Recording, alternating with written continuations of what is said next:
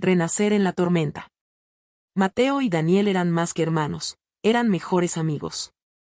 Con solo 2 años de diferencia, habían crecido compartiendo casi todo, desde tardes interminables jugando videojuegos hasta conversaciones profundas en las noches sobre sus sueños y miedos. Mientras Mateo era más introvertido, siempre reflexivo y detallista, Daniel era la chispa que iluminaba cualquier habitación con su risa contagiosa y su energía inagotable. Daniel solía decir que Mateo era el cerebro y él, el corazón, un equilibrio perfecto. De niños, construían fuertes con mantas y soñaban con aventuras épicas. De adolescentes, se cubrían las espaldas cuando uno cometía un error, y como adultos jóvenes, comenzaron a construir juntos una visión del futuro. Daniel quería abrir una cafetería, un lugar acogedor donde la gente pudiera sentirse como en casa. Mateo había prometido ayudarle a diseñarlo, un proyecto que les ilusionaba a ambos. El día del accidente era un viernes lluvioso. Mateo y Daniel habían salido juntos para una reunión familiar en las afueras de la ciudad. Daniel estaba emocionado porque había decidido dar el primer paso para hacer realidad su sueño. Acababa de rentar un pequeño local y quería compartir la noticia con la familia. Mateo estaba al volante mientras Daniel hablaba sin parar, compartiendo ideas sobre el diseño de la cafetería. A pesar de la lluvia, el ambiente dentro del auto era cálido. Entre risas y bromas, Daniel le puso música para convencerlo de que crearan un rincón musical en el local. De repente, un camión que venía en dirección contraria perdió el control al derrapar en una curva. Mateo no tuvo tiempo de reaccionar. El impacto fue brutal. El auto quedó destrozado, y el tiempo pareció detenerse. Mateo recobró el conocimiento poco después, atrapado entre el asiento y el volante, con un dolor punzante en el pecho. Lo primero que buscó fue a Daniel. Lo llamó desesperadamente, pero no recibió respuesta. Los siguientes momentos fueron una mezcla de confusión, gritos y sirenas. Los paramédicos llegaron rápidamente, pero la noticia fue devastadora: Daniel no había sobrevivido. Mateo, con heridas físicas y un dolor indescriptible en el alma, solo podía repetir en su mente que debía haber hecho algo, que de alguna forma debía haber evitado el accidente. Esa noche en el hospital, mientras le suturaban las heridas, Mateo empezó a construir una narrativa en su mente: él era el culpable. Aunque sabía racionalmente que no podía controlar las acciones del conductor del camión, emocionalmente no podía sacudirse la sensación de que había fallado, de que no había protegido a su hermano. La ausencia de Daniel dejó un vacío imposible de llenar. Las cosas más simples se convirtieron en recordatorios dolorosos: la silla vacía en la mesa familiar, el buzón de voz donde aún quedaban mensajes llenos de bromas tontas, los planes que nunca se llevarían a cabo. Mateo dejó de escuchar música, especialmente las canciones que Daniel adoraba, y evitaba hablar de él, porque cada mención era como abrir una herida fresca. La culpa y el dolor comenzaron a manifestarse como ataques de ansiedad. Las noches eran interminables, con pesadillas que lo despertaban empapado en sudor, reviviendo el accidente una y otra vez. Durante el día, sentía un nudo constante en el estómago, como si algo terrible estuviera a punto de suceder. La depresión llegó poco después. La depresión y la ansiedad de Mateo no llegaron de forma repentina, fueron como una sombra que se iba alargando día tras día, infiltrándose en su vida sin que él pudiera hacer mucho para detenerla. Al principio, después del accidente, las emociones de Mateo eran un torbellino. La incredulidad lo dominaba: ¿cómo podía ser posible que Daniel ya no estuviera? Pero con el paso de los días, esa incredulidad fue cediendo paso a una especie de letargo, una sensación de que la vida ya no tenía sentido. Las primeras señales de que algo no estaba bien aparecieron mientras se encontraba en el hospital, recibiendo tratamiento por las heridas que había sufrido en el accidente. Aunque las lesiones físicas iban sanando, el dolor emocional seguía latente, persistente, como una presión constante sobre su pecho. Era como si cada respiración le costara más, y una nube oscura se posara sobre su mente, apagando cualquier atisbo de esperanza. Al principio, Mateo trató de ignorar esas sensaciones. Se concentró en las heridas visibles, en la recuperación física, como una forma de no enfrentarse a la verdad de lo que sentía. Pero un día, al despertar en su cama, sintió un peso abrumador. Las sábanas, antes tan confortables, ahora lo envolvían como una prisión. Decidió levantarse, pero sus piernas no respondieron como él esperaba, como si la energía hubiera desaparecido por completo. Ese fue el primer indicio claro de que algo se estaba derrumbando dentro de él. Durante las semanas siguientes, comenzó a notar cómo los momentos que antes eran fuente de alegría se volvían insípidos. los colores del mundo se desvanecían, y la cotidianidad, antes llena de vida y entusiasmo, se convirtió en una rutina vacía. Se despertaba cada mañana con la sensación de que no había un propósito real para el día que le esperaba. La motivación desapareció, y las pequeñas cosas que solían brindarle consuelo, como leer un libro o salir a caminar, perdieron su significado. La ansiedad, por otro lado, comenzó a manifestarse cuando menos lo esperaba. Eran episodios breves al principio, momentos fugaces en los que su corazón se aceleraba sin razón aparente. Sentía una presión en el pecho, como si el aire se le fuera. Las noches fueron particularmente malas. Después de que se apagaban las luces y todo quedaba en silencio, los pensamientos lo atacaban con una fuerza inusitada. Cada error que había cometido, cada cosa que no había podido hacer por Daniel, lo atormentaba. Se preguntaba si había hecho lo suficiente para protegerlo, si podría haber evitado el accidente de alguna manera. Luego, esos episodios de ansiedad comenzaron a llegar durante el día, a interrumpir sus rutinas más simples. Se encontraba sentado en el trabajo, con la cabeza llena de nubes, incapaz de concentrarse. Sus compañeros notaban su distanciamiento, pero él se sentía incapaz de explicarlo. Las sensaciones físicas eran las mismas, su estómago retorciéndose, la respiración superficial, las manos temblorosas. Cada pequeño ruido parecía amplificado, y la sensación de que algo terrible estaba a punto de ocurrir se volvía más intensa. A veces, se encontraba mirando su teléfono, preguntándose si debería marcar el número de alguien que pudiera calmarlo. Pero se sentía incapaz de hablar, como si las palabras estuvieran atrapadas en su garganta. El aislamiento comenzó a ser aún más notorio. Mateo ya no acudía a las reuniones con amigos, evitaba las llamadas telefónicas, y hasta las visitas familiares se volvieron una carga. No quería ver la compasión en los ojos de los demás, no quería que le preguntaran cómo estaba, porque no tenía una respuesta. En su mente, estaba completamente perdido. Las sonrisas de sus seres queridos solo le recordaban lo lejos que sentía estar de la vida que había conocido antes del accidente. A medida que su dolor aumentaba, sus pensamientos se volvían más oscuros. Empezó a pensar que no había manera de salir de esa espiral. La idea de que nunca volvería a ser el mismo se instaló en su mente, y con ella llegó la desesperanza. La tristeza era tan profunda que se volvía palpable, como una manta pesada que lo envolvía, impidiéndole ver más allá del dolor inmediato. La falta de sueño era otra consecuencia. Mateo ya no podía descansar bien. Las pesadillas eran constantes. Soñaba con el accidente, reviviéndolo una y otra vez, pero con un final diferente cada vez. A veces veía a Daniel sonriendo, solo para despertar y recordar que ya no estaba. Otras veces, sentía que era él quien no sobrevivía, atrapado en el auto, mientras veía cómo el camión se acercaba a toda velocidad. Estos sueños lo dejaban exhausto, emocional y físicamente, y al despertar, la ansiedad se apoderaba de él con más fuerza. Los efectos físicos de la depresión y la ansiedad de Mateo fueron graduales pero devastadores.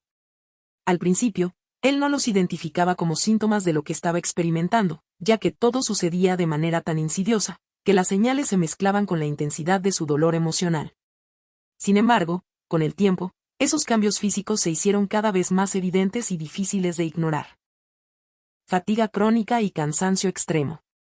Una de las primeras consecuencias físicas que Mateo notó fue una sensación de agotamiento constante. A pesar de dormir varias horas, se despertaba cada mañana con una sensación de cansancio inexplicable, como si no hubiera descansado en absoluto. La fatiga no se limitaba solo a la falta de sueño, sino que sentía un agotamiento profundo, como si su cuerpo estuviera siendo consumido por el dolor emocional. Simplemente levantarse de la cama era un esfuerzo titánico. Las tareas cotidianas que antes realizaba sin pensar, como ducharse o vestirse, se convirtieron en montañas que no lograba escalar. Trastornos del sueño. El insomnio era otro de los síntomas más visibles de su lucha interna. A menudo, se quedaba mirando el techo durante horas, sumido en sus pensamientos, sin poder dormir. Las pesadillas que lo asaltaban por la noche también empeoraban su descanso. Soñaba con el accidente o con Daniel, lo que lo despertaba en medio de la noche con el corazón acelerado y sudoroso. Cuando finalmente lograba dormir, era un sueño superficial y fragmentado, lo que solo incrementaba su cansancio durante el día. Pérdida de peso y desnutrición. En el transcurso de su depresión, Mateo comenzó a perder peso de manera notable. La pérdida de apetito era una constante. Comer ya no le brindaba placer ni consuelo, le parecía más una obligación que algo necesario. Durante las primeras semanas, el dolor emocional lo había llevado a perder la concentración en lo que ocurría con su cuerpo. No sentía hambre, y las pocas veces que lograba comer, su cuerpo rechazaba la comida o no la digería bien. En consecuencia, su cuerpo empezó a reflejar la falta de nutrientes, su piel se volvió más pálida, y su rostro se veía más demacrado, como si la tristeza hubiera marcado una huella visible en él. Dolores corporales y tensión muscular. Los efectos de la ansiedad también empezaron a manifestarse físicamente en forma de dolores constantes. Mateo comenzó a experimentar dolor en el cuello, los hombros y la espalda, zonas donde la tensión emocional se acumulaba debido al estrés constante que sentía. Era como si su cuerpo estuviera permanentemente en alerta, preparado para algo que nunca llegaba. Los músculos de su cuerpo estaban tensos, incluso cuando intentaba relajarse. Las migrañas frecuentes también se convirtieron en una molestia diaria, con la sensación de que su cabeza era un peso constante que solo aumentaba a medida que los días pasaban. Problemas digestivos. El estrés y la ansiedad también afectaron su sistema digestivo. Mateo comenzó a experimentar malestares estomacales, como náuseas y dolor abdominal, especialmente por la mañana. Estos problemas digestivos empeoraban cada vez que se sentía ansioso, y su estómago se retorcía con la misma intensidad que su mente. A menudo sentía que su estómago estaba en un nudo, incapaz de relajarse. La comida, que antes había sido una fuente de confort, se convirtió en una experiencia dolorosa, y empezó a evitar comer hasta que sentía que no podía seguir ignorando su hambre. Piel y cabello. El deterioro físico de Mateo también se notaba en su piel. La falta de sueño, la malnutrición y el estrés constante afectaron su rostro. La piel, antes saludable, se volvió más opaca y sin brillo, con manchas y brotes de acné. El cabello, que solía ser espeso y brillante, empezó a caerse con mayor frecuencia. Aunque intentaba no preocuparse por estos cambios, la realidad era que reflejaban su estado interno. Cada signo físico de deterioro era un recordatorio visible de que su alma no estaba bien. Respiración superficial y acelerada. Los episodios de ansiedad también comenzaron a afectar su respiración. Mateo se encontraba respirando de manera superficial, tomando pequeñas bocanadas de aire, como si su cuerpo estuviera preparado para un ataque constante. A menudo sentía que no podía llenar completamente sus pulmones, lo que aumentaba la sensación de falta de aire y de que algo estaba mal. Esta dificultad para respirar se volvía más aguda durante los momentos de estrés, cuando se encontraba atrapado en pensamientos oscilantes entre la culpa y la desesperación. Mirada vacía y ausente. A medida que pasaban los meses, aquellos que veían a Mateo comenzaron a notar que su mirada había cambiado.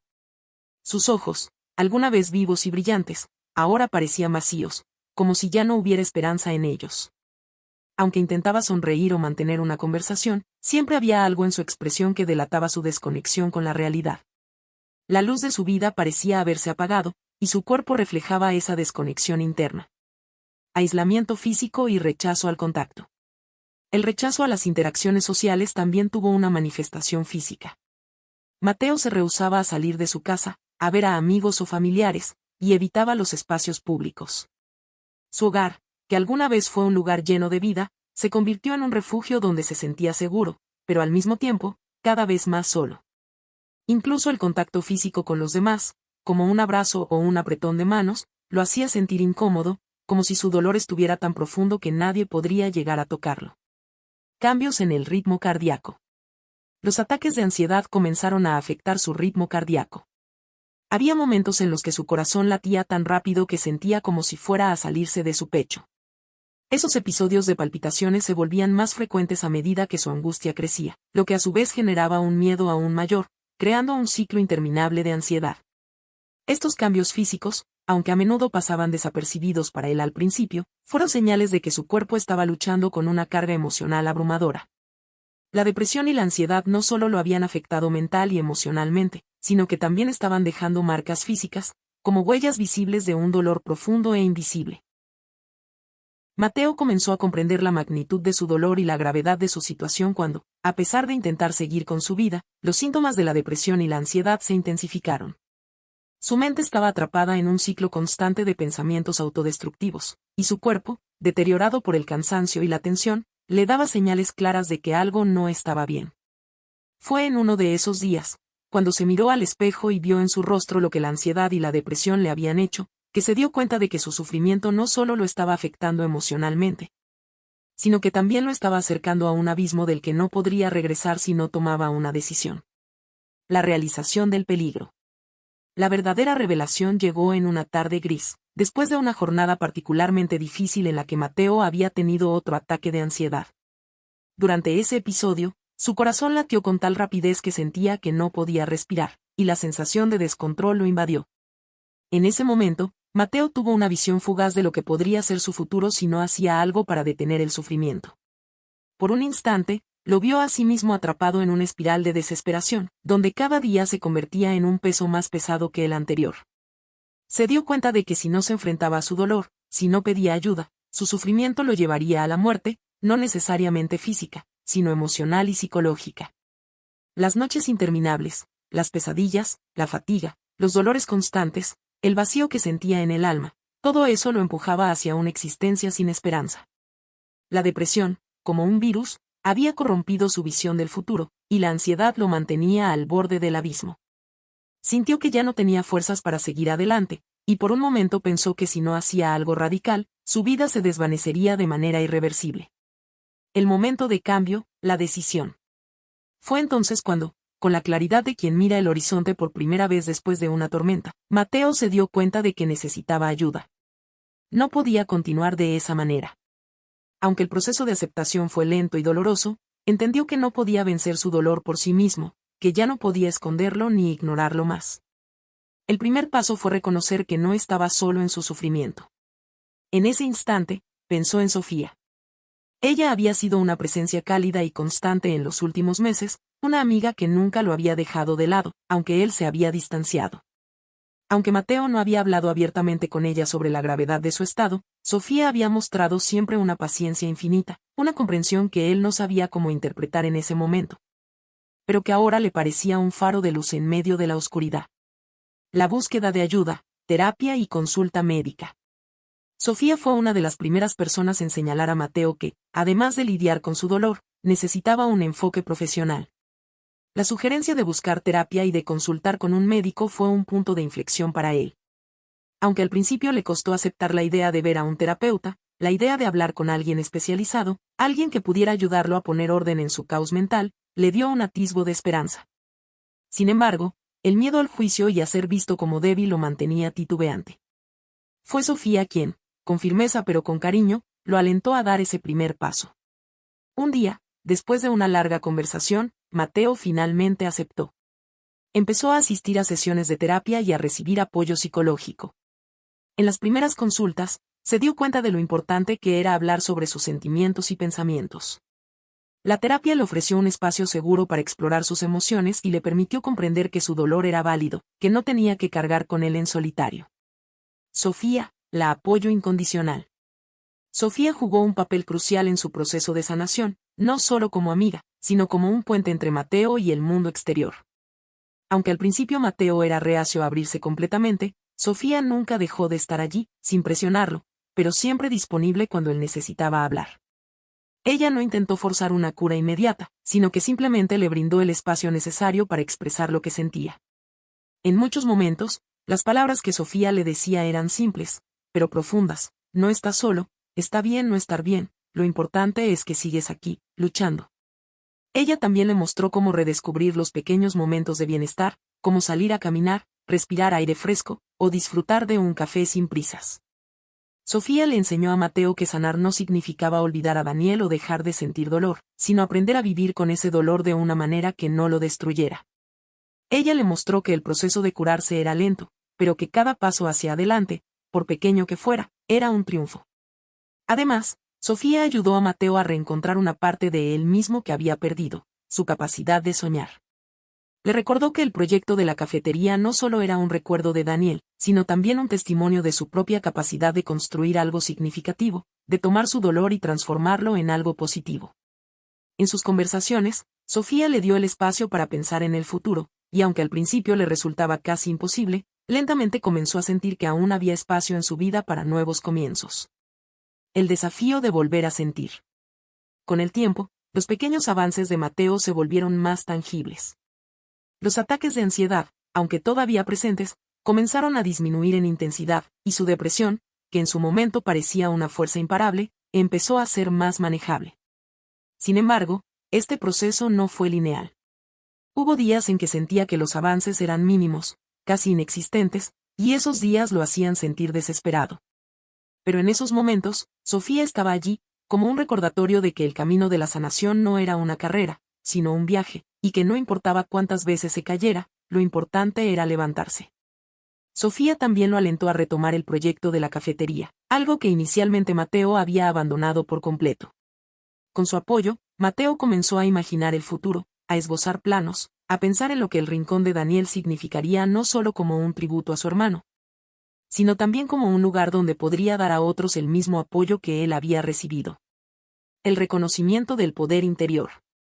A medida que pasaba el tiempo, Mateo comprendió que la ansiedad y la depresión no lo habían derrotado, sino que lo habían transformado.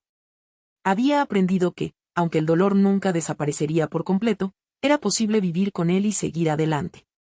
Sofía le enseñó a ser más amable consigo mismo, a aceptar sus limitaciones sin juzgarse, y a celebrar los pequeños logros. El proceso de sanación fue largo, pero al final Mateo comprendió que la clave para salir de la oscuridad no estaba en evadir el dolor, sino en aprender a convivir con él. A tomarlo de la mano y caminar hacia un futuro donde el amor, la memoria de su hermano y la gratitud por la vida pudieran coexistir.